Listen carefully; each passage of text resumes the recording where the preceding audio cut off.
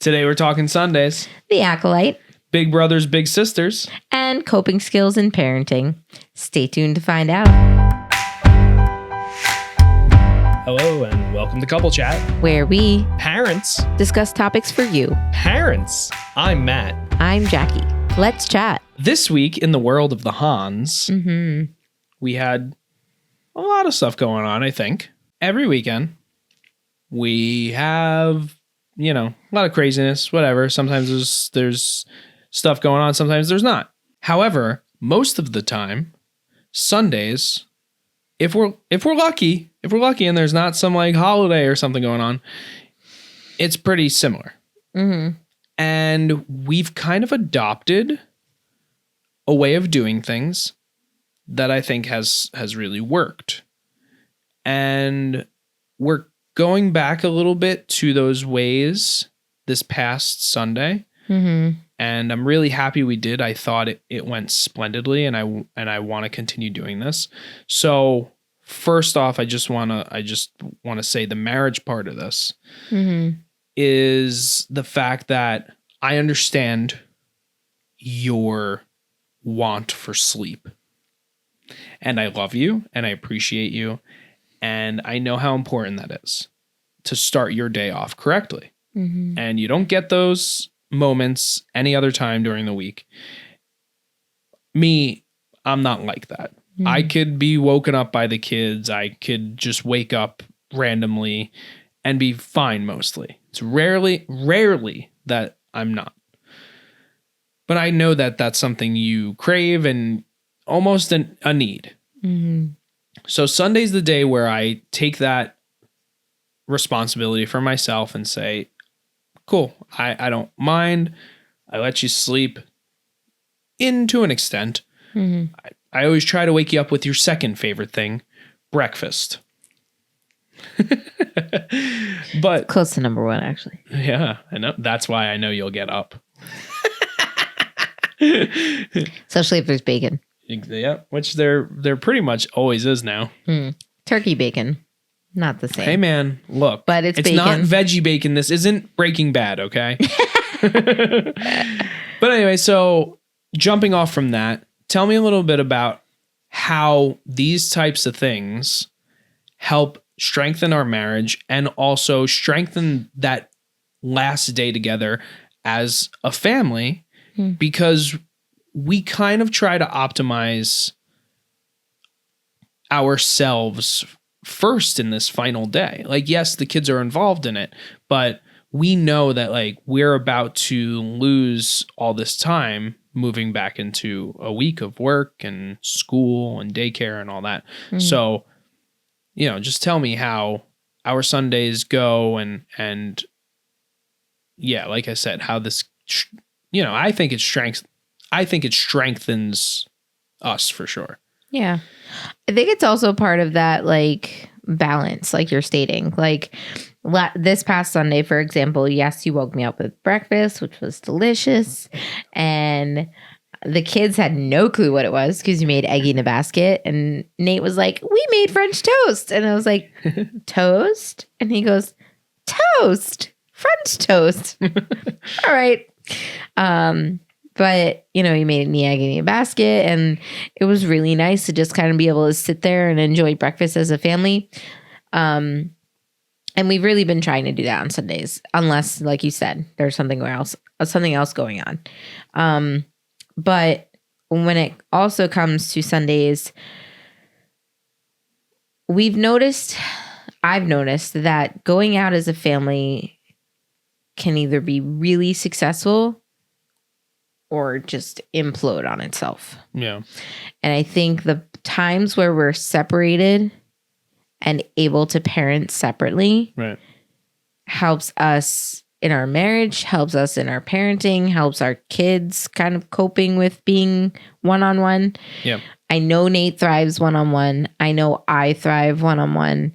And I know that there are just some cases where I'm just like, like I need 20 minutes where no one says my name and no one asks me a question. Like, just like throwing it back to Bluey, but Chili says the bandit and he does it, you know? And it's just like,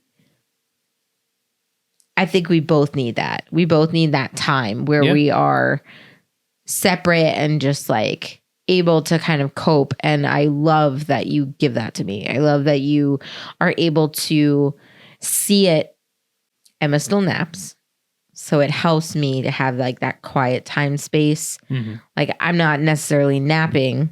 There's like once in a while where I will too, but I'm also able to kind of like chill, have a quiet household. You know, you and Nate are off doing your things like grocery shopping or getting haircuts or, you know, doing what you boys do when you go out on a Sunday afternoon. And it's like, I can kind of like mellow out and just sit in that silence and like not necessarily have to like, you know, disappear into it, but it's more so of a coping thing where I can like just relax into it and just like be myself and choose something to do while I'm doing something else. Like I'll read a book while I'm folding laundry, or I'll read a book or I'll play a video game, or like, I mean, there's a ton of entertainment that we can do here that like I will just sit and veg and hang out while you boys are gone and while Emma is napping.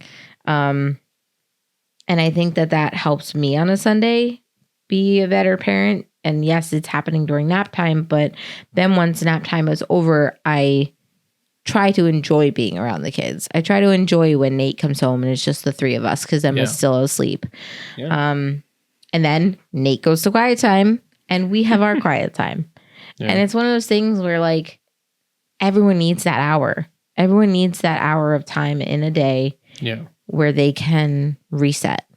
And I think our Sundays are very crucial with that because not only does Emma get her 3-hour nap, Nate barely takes his 1-hour quiet time. We do our best, but it is what it is. However long he gives us is nice, or gives himself is nice. But like just us being able to like chill, coexist, just be like, have quiet, like not really having to worry about where they are, what they're doing. Are they at school? Are they safe? Are they like... It's that one time where we're all home as a family that we get to kind of be ourselves for a moment, even if it's just that hour. Yeah. But we don't get that any other time besides nights when they're asleep. Yeah. So to be able to build that into them and you know, like, again, Emma's still napping, but with Nate, like, hey, you need quiet time. We need quiet time. Like, quiet time's different for everybody. Quiet time to us means just no kids around and being able to have adult conversations without being interrupted. Not having to yell over each other or have excuse me. Like, mommy, I want a snack. I want to, chocolate. Like, no. But yeah, so exactly. I mean, yeah, and I agree with you though. That moment is crucial in the Sunday working. Yeah. But yeah, we really only get that one day to do those things. Yeah. As long as, things like Mother's Day or Father's Day don't or happen. Recitals. Yeah, recitals. June. I thought they called it Maycember. I think it's June-cember. Speaking of our alone time at night, we've been catching up on a new Star Wars show. No way! What? Because there's nothing we can watch other than Star Wars or Marvel anymore. Yeah. Unfortunately, I feel like that's how it is, right? Right. So before I go into like a little bit about what I think, like, what do you think about The Acolyte that you had such high hopes for? Well, so far. I don't know if I had high hopes for it. I'm not sure how I felt about it. So it premiered this past Tuesday. I think we watched it on Wednesday, maybe? Yeah. Something like that. We were busy Tuesday. No, I fell asleep on Tuesday. Did you? I don't remember exactly. But we watched both episodes like we were supposed to. And it's just very cliche. but not just cliche in the world of cliches, cliche within the Star Wars universe. Yeah. I feel like they're retreading so much. Yeah. Like, not only is it a show about Jedi, but they bring in so many tropes that we've seen and that they've overdone. And it's just unfortunate because I'm hoping that it transitions into something else or there's some big twist that takes the show in a different direction. But right now, the way they set it up, everything is pretty much like, cookie cutter. Yeah. Like they're not doing anything unique in this show. And it's a bit unfortunate. That's the thing that I was like, oh, cool, new Star Wars show that's taking place 100 years before Phantom Menace. This has potential to do something interesting. But now seeing the story and the setup, it's more of the same. Yeah. And this show, more than the others, is really similar to the Skywalker saga, just Star Wars in general, but like the foundation of Star Wars is really where, for me, the same. It's very similar tropes, very similar, like a little too similar, which is kind of frustrating. But I had mentioned to you that it's actually similar to stories, like Star Wars stories, the novels. Some of the novels, but the now Legends Star Wars novels. Right. Which is something that you were actually quite impressed by because I knew who the characters were, that I was like, oh man, yeah, this is like that story of blah, blah, blah, and so. And you were like, my heart. Yeah. Sorry if we're being a little cryptic, but we don't want any spoilers for those of you that may want to watch Acolyte or may not be familiar with the legend stories.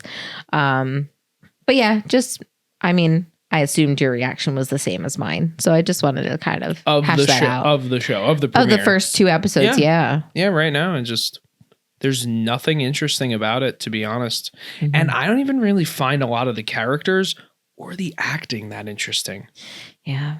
Everybody's very boring. And these are all brilliant actors. Right. Everyone that we've seen so far that is like a leading role, we've seen them in other things. Right. And they're all phenomenal. We know these actors have potential to do amazing things. Right. So it's very unfortunate to see them playing such bland characters and not really, I don't know, maybe it's the direction. It seems like this one woman, Lauren Headland. Yeah. Yeah, she seems to be the one behind the whole thing. I haven't done a lot of research on the show because one, I didn't want to get too deep into it and then be disappointed because maybe it sounded more interesting than it is. But then also I didn't want to, I don't know. Try not to do so much research these days on some of these things, Yeah. But anyway, when we watched the premiere, it was like written by, directed by, created by, executive producer. Yeah, like all these things, and I've never heard of this woman before, really. No, so, I think her name's Lori Headland or Headland. Yeah, something like that. But yeah, I feel the same. I'm not sure what they're really getting to or what they're leading to. Yeah. I do hope that it turns around. It definitely is not very high up on my list. No. But it is something that I'm hopeful on. Yeah. But we'll see. It has potential to get better. We've only seen the first 2 episodes, and we'll probably come around and talk about it again when it's nearing its end or over. Yeah. So I definitely like to come back to it at that point and see how the whole season, if it's just a season, so hard to tell with these Disney shows. Yeah. But like to see how the season turned out. As we do. Yes. Moving on to something that was much more spectacular in our just normal lives, but also life-changing for many. I even think us, even though it's not something that we specifically are a part of, we are, but not in the sense that others in this nonprofit community group are. So a little context before I ask you about it. Obviously, I run a video production company, Hahn Films, and they produce this podcast because it's me. I produce this podcast. Very well, I might add. It's getting there. I mean, with what you've got, you're doing great. Thanks. Anyway, so one of my clients, Big Brothers Big Sisters of Central and Northern New Jersey, because there's different factions of, obviously, they're very well-known nonprofit throughout the United States. But I work with this faction, and they're phenomenal. I started working with them last year, and they hired me to do these gala videos for their gala event, which they use to try and get more funding to their program and also to maybe spark some interest in becoming a big for littles that are waiting. But anyway, they invited us last year after I did the videos for them, and it was so moving. I was like, this is the type of client that I want to get. These are the types of people that I want to continue working with. And Big Brothers Big Sisters has only been the beginning, but I really want to start reaching out and working with more nonprofits. I really like that aspect of my industry and being able to create for people who really need it. And it's a wonderful thing. Yeah. But anyway, so from your perspective, more of an outsider, you know, obviously a little bit about it because you watch me edit and talk about the process. But from an outside perspective, what's this gala event like? And how was it this year? You know, how did you feel about it? I know you have a couple of tales to tell, but, you know, how did you feel about the Big Impact Gala? Yeah, I really honestly love everything that they stand for, everything that they look to accomplish every year. And they do. When they set a goal, they reach it, which is outstanding. Like, it is so awe-inspiring that they are able to do what they do with what little they have, really. Because the point of the gala is to try and get more funding to progress in their goal. You know, this year they have about 1,800 matches, and they're hoping to end the year of 2024 with 2,300 matches.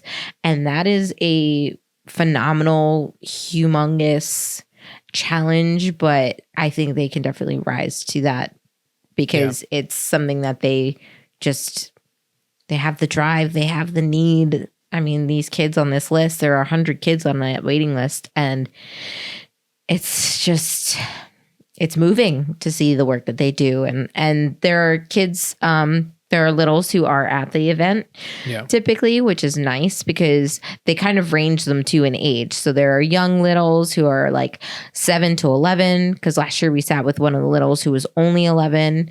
And then there's littles who are going off to college and actually have a path set in front of them that they worked hard to get to because of their guidance from their big and the community that they've built for them. Right. And the resources they've been given. And it's really awe-inspiring to see everything that Big Brothers Big Sisters does. Right. And William said it. William's the director of BBBS CNNJ. Great. So William said it in his speech, you know, kids aren't growing up with a village anymore. Right. They're struggling with a lot. Mental health, bullying. I mean, there's so much. Social media in general is just, unfortunately, a black hole. And these kids don't have the mental capacity. We don't have the mental capacity to really handle it either. Yeah. But these children don't. And what better way to give them guidance and kind of drag them out of that world and give them the tools that they need to succeed. And that is really what William spoke to me. And you asked me why I was crying. And that was it. Like, you know, when we grew up, we had like a village. Like, I had the church I sang at, like that was like a thing I had that was reoccurring. I had the theater program I was in. I had my dance school. You had your family too. I did. Yeah. My family was very close knit when we were young. Yeah. But it fell apart. everything fell apart as you grew older, people passing away, people moving away. Just the way society is now, like you said. You know, we've gotten further apart, but closer together virtually. Right. And you can't even blame the pandemic because that was already happening before that. Yeah. The pandemic kind of pushed it over the edge. But I mean, it just kind of has stayed. Mm-hmm. And that distance. Yeah. Even being in the same room with someone, you're distant. You're looking at your phone. You're watching a TV.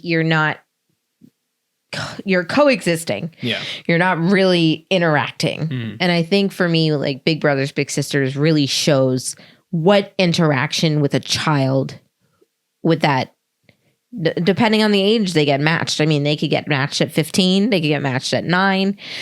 There are so many ranges of kids on this list that that's still so fundamental, not only for the little, but the big as well. Yeah.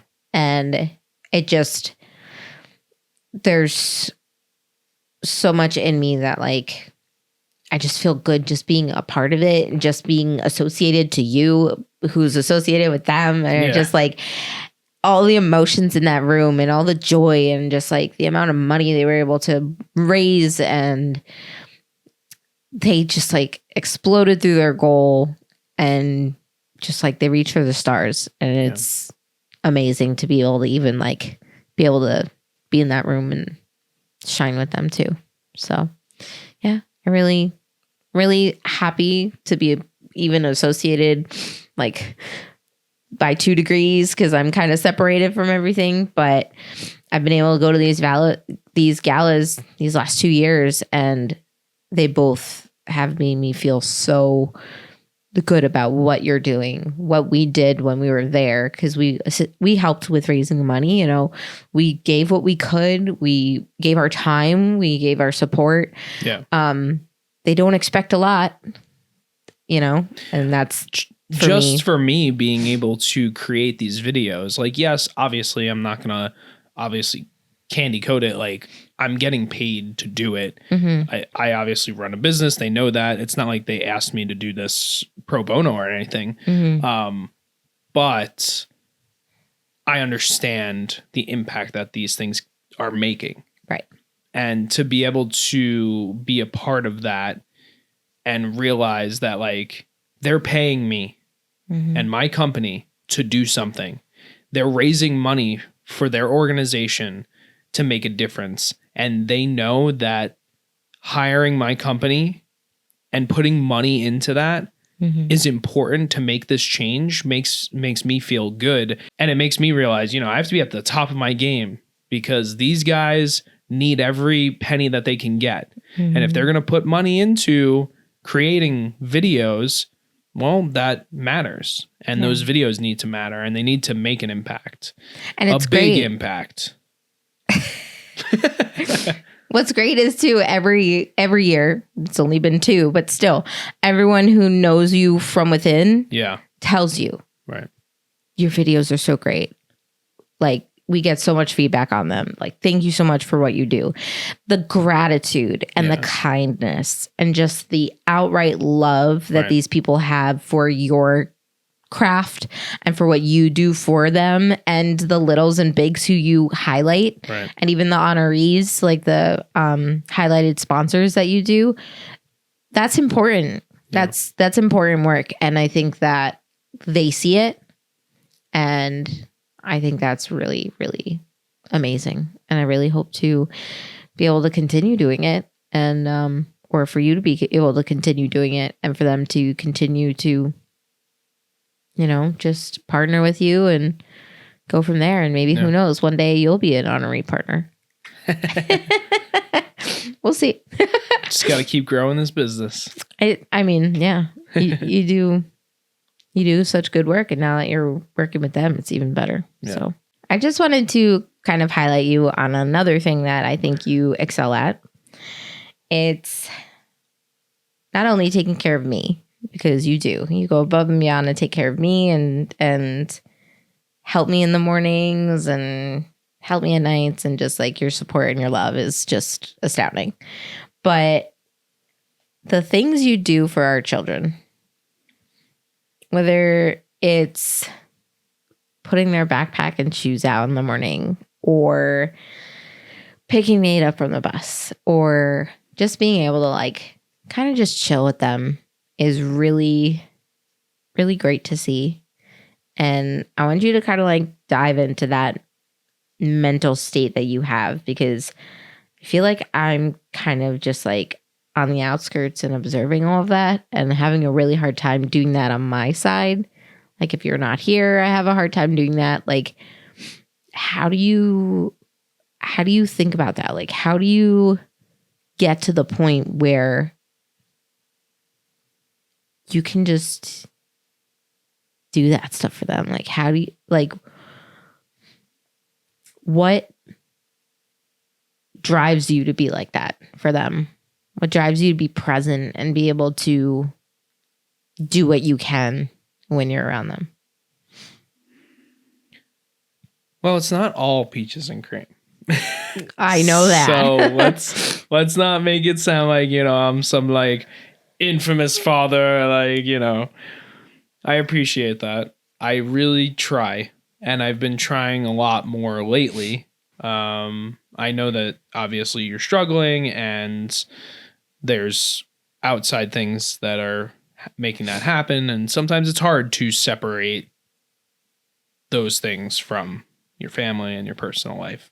But with me, I really just lately have been trying to, as I am with everything, be self-aware and understand like, hey, I know you want something to be done a certain way, but maybe doing it this way, or just, demanding something, or whatever the case is, and it depends on the situation. Mm-hmm. Maybe that's not the right way to go about it. Let's try a different route. I need to get out of my own head sometimes, because we all do it. Outside things, like I said, kind of creep in, and we let those things get in the way of our personal life. And it happens to me too. But I try to remember, like, they're kids. They've barely been alive for 4 years between the two of them. Emma only 2.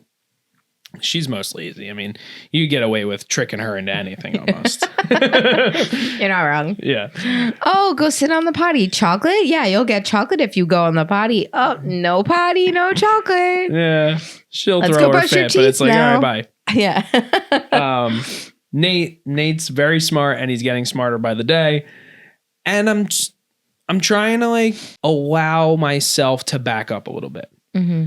To give him the freedom that he's clearly craving.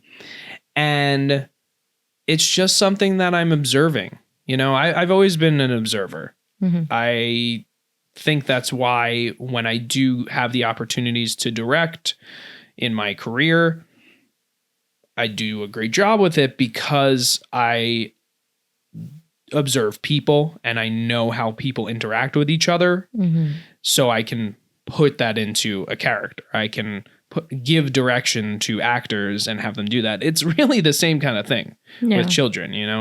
You're literally taking somebody and molding them into something. Mm-hmm. So I just try to take that one step at a time, and I try to listen to what he's saying. And even though maybe, this is not the right time for this, or this is supposed to be like, oh, geez, like we're getting ready for bed and I want him to go to bed. Well, sometimes I have to like get out of my own head and say, all right, well, listen to what he's saying, and how do we make this work for both of us? Mm-hmm. And that's the hardest thing, because there's a fine line. If you know Hahn films. There's a fine line you got to ride there between what's right to do for the kid and what's wrong, and then what they are capable of doing and what they're not. Mm-hmm. What they should be doing and what they shouldn't. This is just because this happened today, but we went on a bike ride. Well, they rode bikes, kind of, and we walked, which was still nice. But towards the end, things were getting a little heated. I think, just some frustrations were happening. And one of the things Nate was doing was just, he was picking up rocks and playing in the dirt and whatever. And yes, maybe that is something at some point in the past Matt would have been mad about, because I don't like that kind of stuff. And that bothers the crap out of me.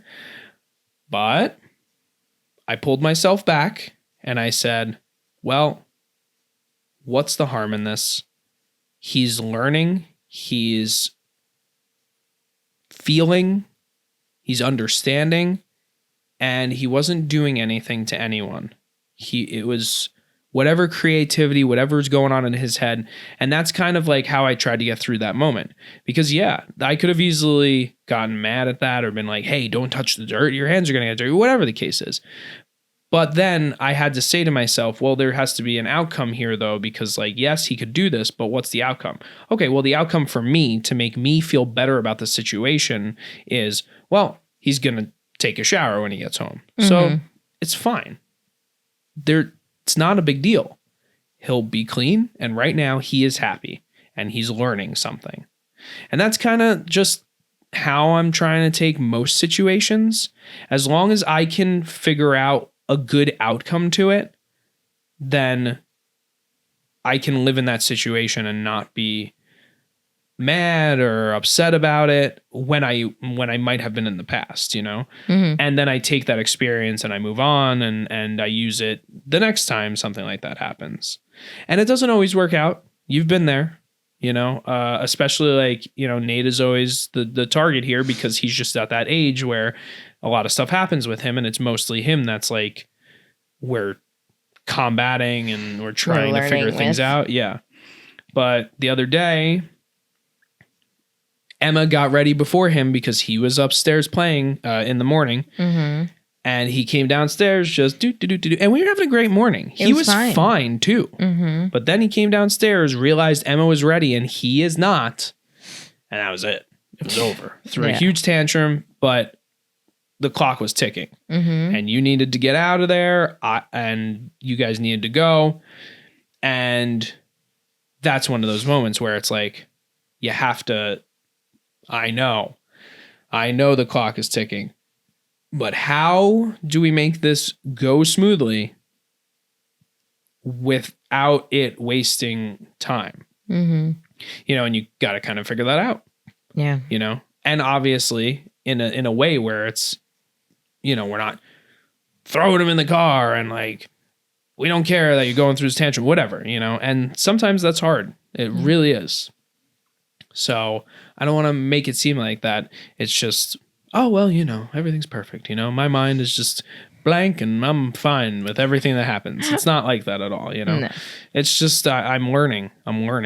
I guess it's the way my coping mechanism is, you know, I have to know that there's some sort of outcome that works in my favor to be okay in the situation that I would not normally be okay in. If that makes any sense. Yeah. And to be honest, I didn't even understand that until you just asked me this question. I just kind of figured that out for myself right now.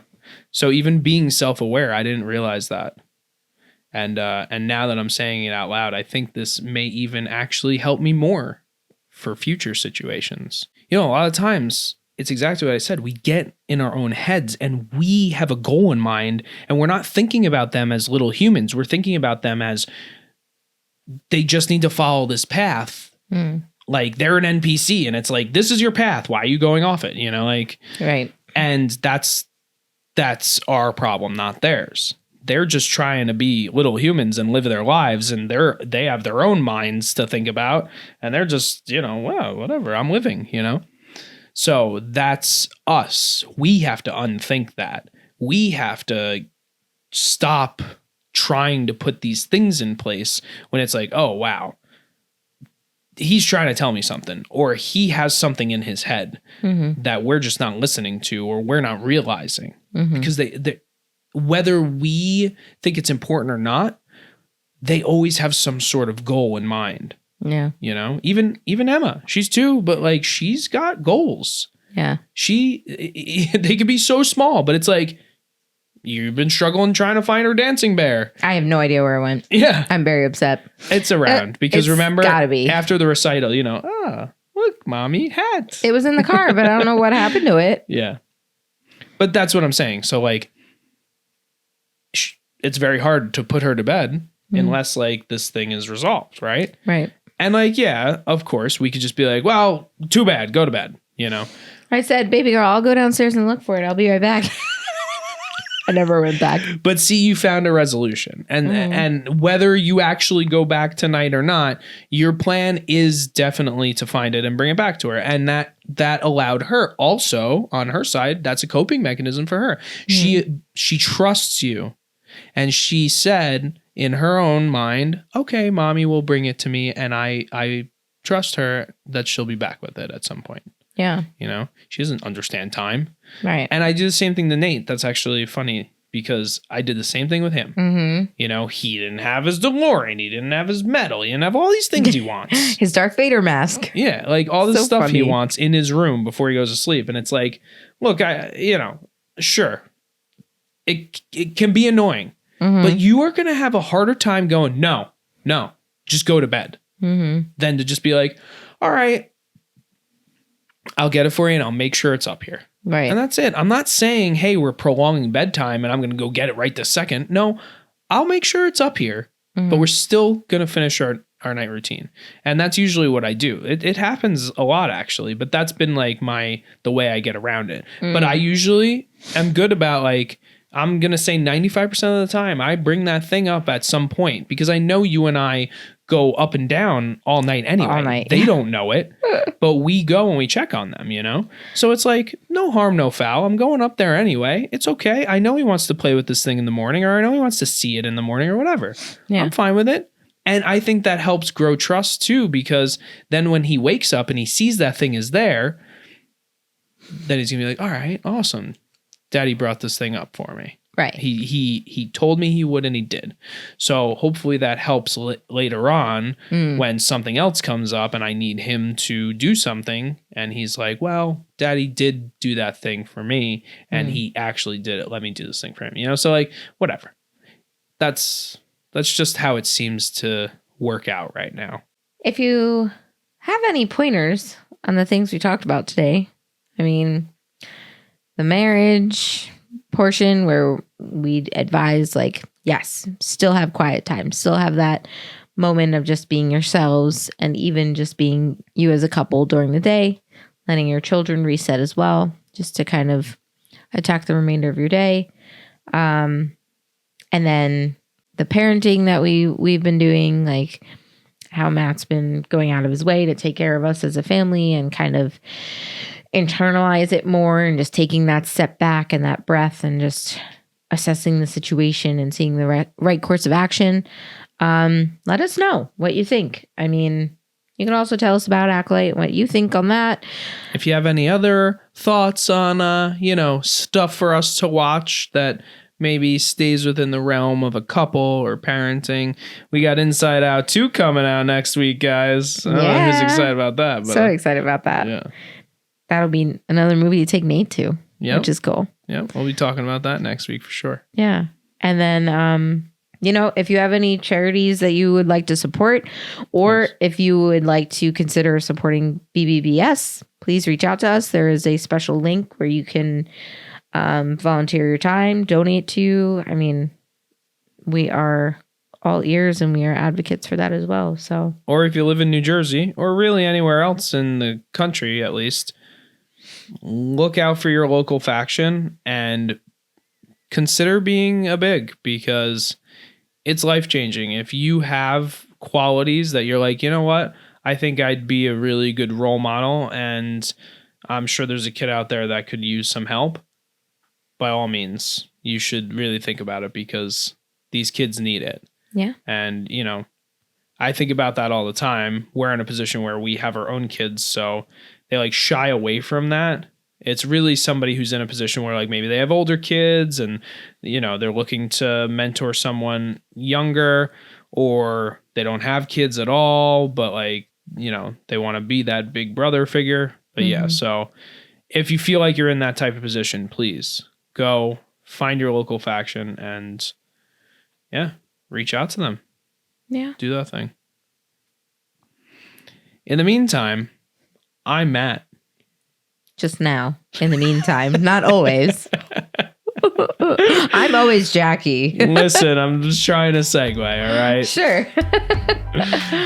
Here are the Hahns signing out. Thank you so much for listening to Couple Chat. Make sure to subscribe to us on Spotify or YouTube Music. You can even subscribe to our YouTube channel where you can see this episode in video. Thank you to Hahn Films for editing and producing this episode. Let's chat soon.